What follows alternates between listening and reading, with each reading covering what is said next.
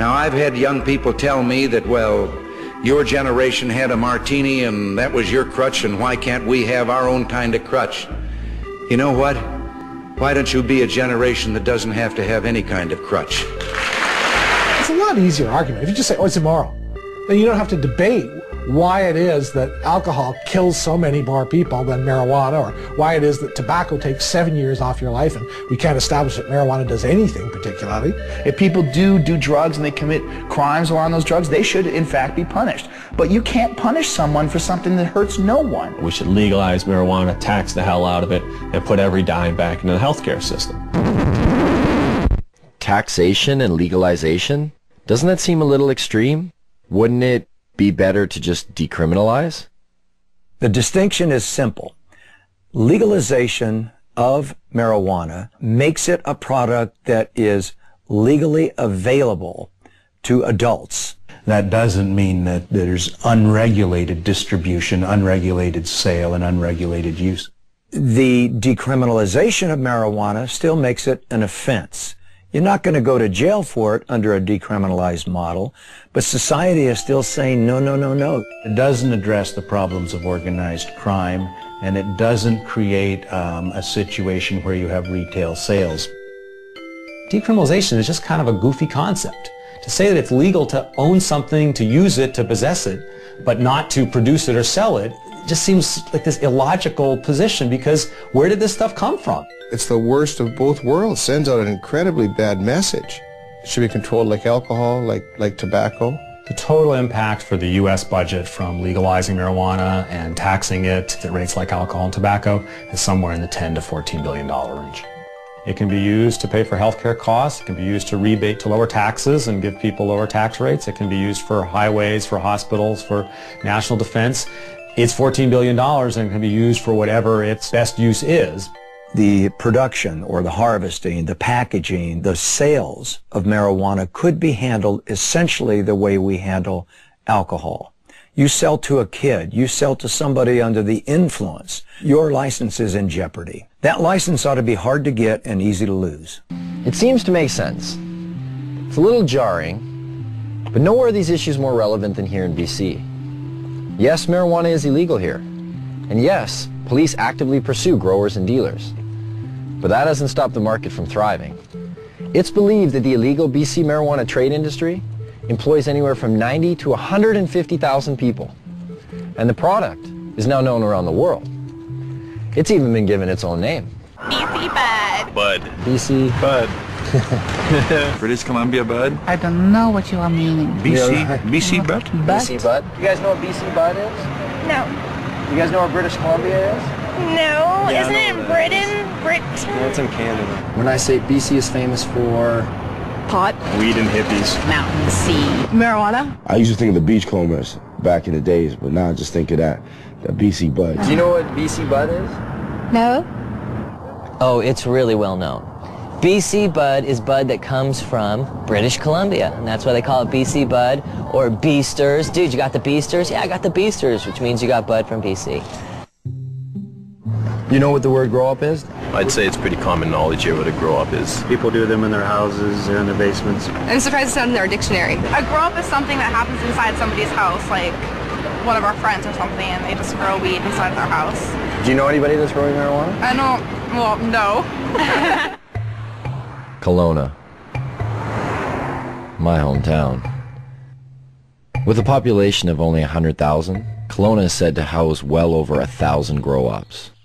A police officer stated in the local paper, if they were to bust one grow-up every day for a year, they would still be nowhere near getting rid of them. And Kelowna is not alone.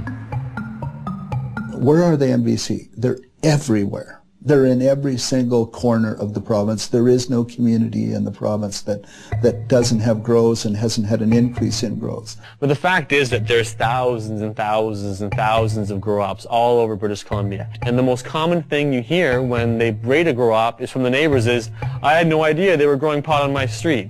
You know, if you actually took my estimate seriously, that there were 17,000 grow-ops in British Columbia in the year 2000, if you took that seriously, you're looking at roughly 1 out of every 100 dwelling units in British Columbia.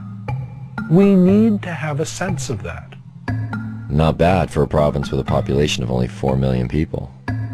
It's certainly changed a great deal from the 70s and 80s when it was an import-export business to the domestic production business of the 90s and beyond. That would make us Columbia North. We're talking a lot of production. The reality is that there's a huge range of people involved in the marijuana industry in British Columbia. It's not a hierarchy. People don't beat you up if you go into the marijuana industry. It ranges from people growing a few plants to members of motorcycle clubs and others possibly being involved in the business. Police at one time used to attend to every single call that came to their attention. Somebody would call and say, I think there's a grow. Police would do an investigation, do a full investigation. Well, that has dropped over 7 years to where it's only about half the time. But it seems to me that if we look around and talk to people who are living in the real world, one of the things we discover is that we don't understand it very well. And when we see these numbers like 1% of all dwelling units potentially are involved in marijuana grow-ops, it certainly ought to give our politicians perspective on what it is they're trying to do. So how does one find these grow-ops? For police, it involves the use of forward-looking infrared cameras that can detect the above-normal heat radiating from a grow-op, or the sniff test. But if all else fails, this, Grow Watch. Communities have become so flooded with grow-ops in BC that some neighborhoods have started their own watch programs. This one, set up by the Chilliwack RCMP, even has an education package with phases: training, neighborhood cooperation, certification. Once certified, you are able to hang this sign which shows that you are a neighborhood that does not approve of marijuana grow operations. There are questions provided to citizens in order to aid them in identifying a grow-op. Questions like, do the residents keep to themselves? Was the sound of construction heard coming from the basement soon after occupants took over the residence? Is there condensation visible on the windows? Is the yard unkept? The education package does state that a positive response to one or some of these questions does not necessarily indicate that the residents are involved in criminal activity. Maybe that's a good thing. But why is it that grow-ops are popping up in virtually every neighborhood of BC? How much money can actually be made by simply growing some plants in your basement? And what do these grow-ops look like anyway?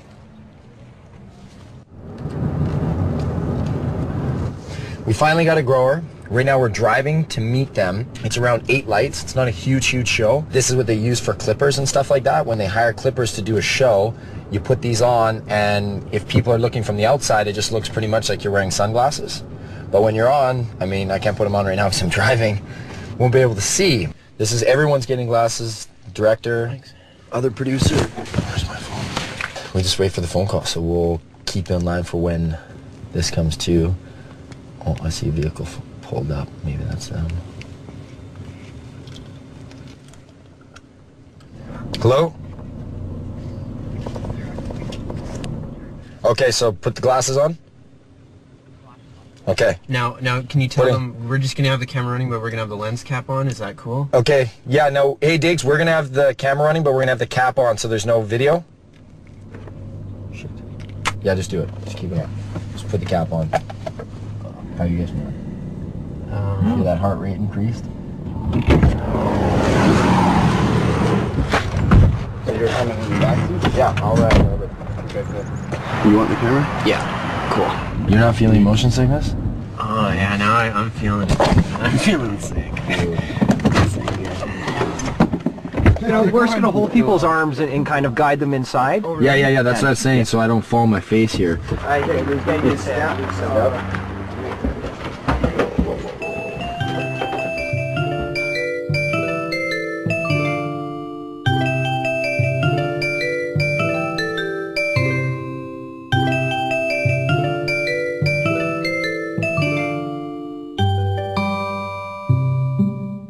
Real grow-op. The grower admitted that this wasn't the biggest of grow-ops. In fact, it was probably on the small end of the scale in terms of size. But I really didn't care. There are just so many things to see. The lights, the tools, the power, the pots, and of course, the marijuana. What do you guys do for the smell? I noticed there's like a big...